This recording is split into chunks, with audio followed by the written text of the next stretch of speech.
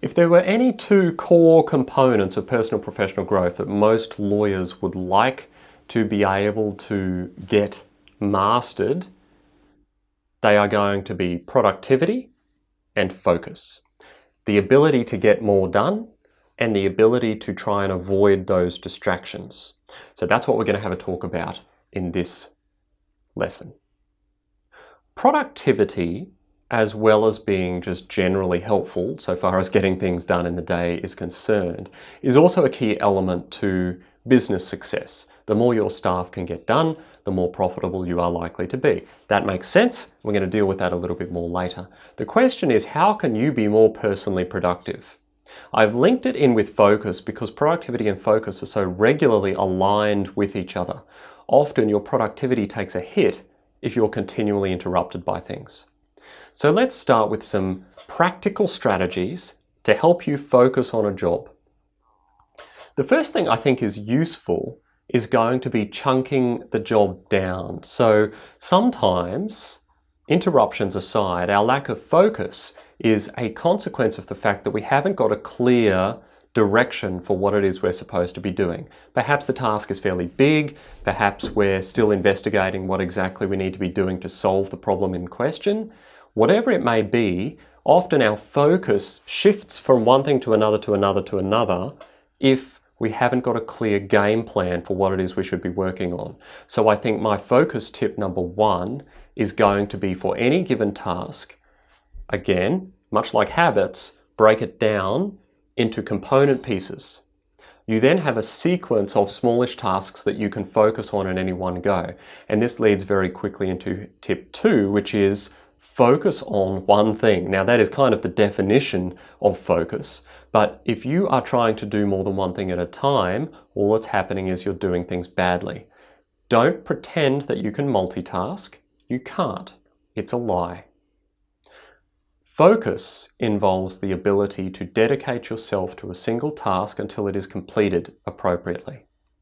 Now, there are some things, of course, you cannot control, and there's no point getting frustrated about these. You cannot control your boss coming in the door and interrupting you or taking you off task.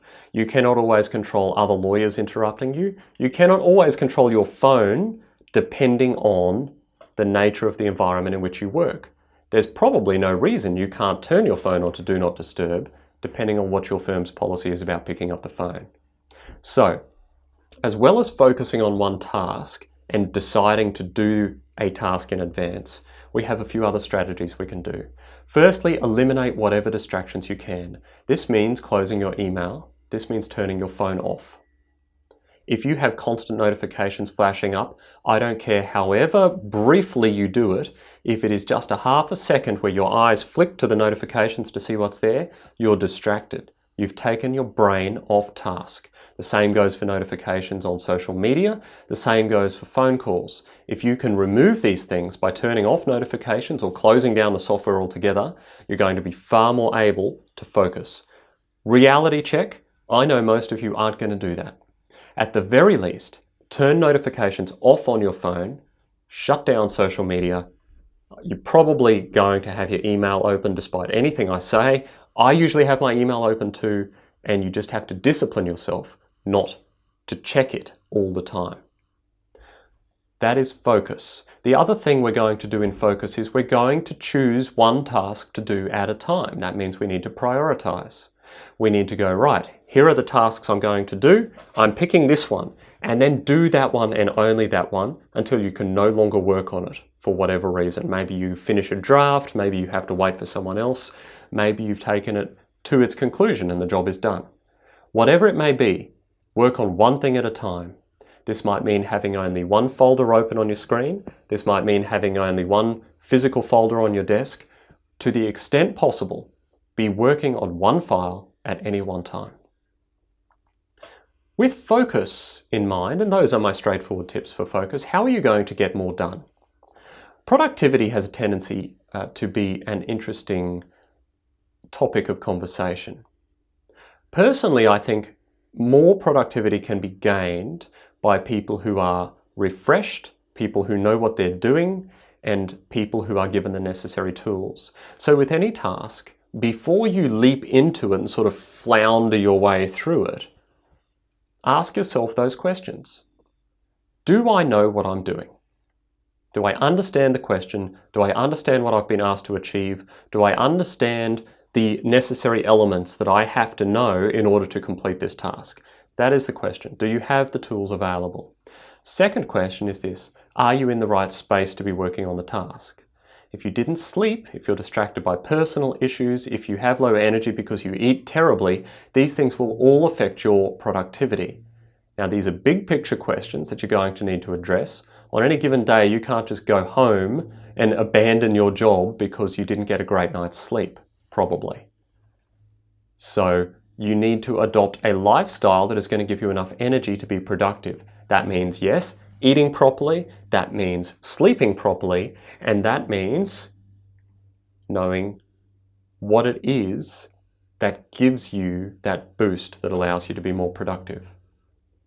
The next thing is to be aware of when you work best.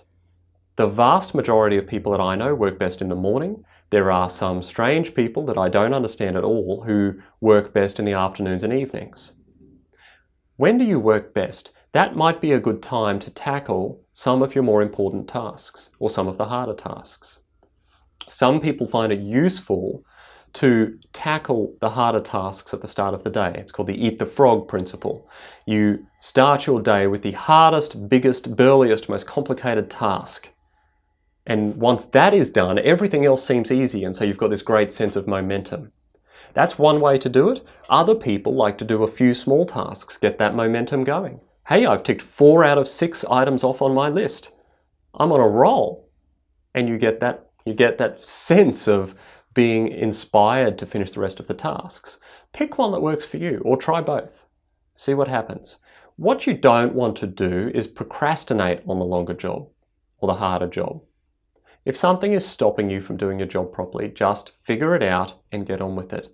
Everyone knows that procrastination is bad. Most people still do it at some point. That's okay. Just don't make it crazy. To be more productive, you need to be able to identify for yourself the techniques that are going to allow you to get more done. This means knowing yourself well. This means treating yourself better, and this means understanding the tasks and putting them in a framework that allows you to get them done properly. Ask yourself those questions. How are you going to focus on the job at hand and get more done?